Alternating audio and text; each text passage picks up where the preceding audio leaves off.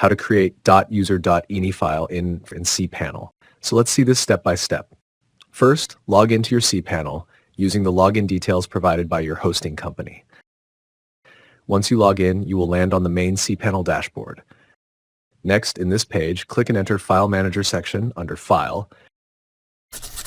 And again here, we will need to enter public HTML directory. To create .user.ini file, first click the File option in the top menu. Next, in this new file pop-up window, enter the new file name, .user.ini, and click Create New File button. The .user.ini file is hidden. All .dot files in cPanel are hidden. To view the .user.ini file, click the Settings tab. Next, in this pop-up, we need to select Show Hidden Files box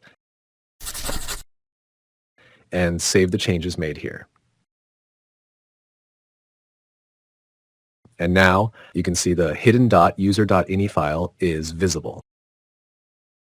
And done with this video tutorial in File Manager. If you found this tutorial helpful, please like the video, leave a comment below, and share it with others. And don't forget to subscribe to the channel.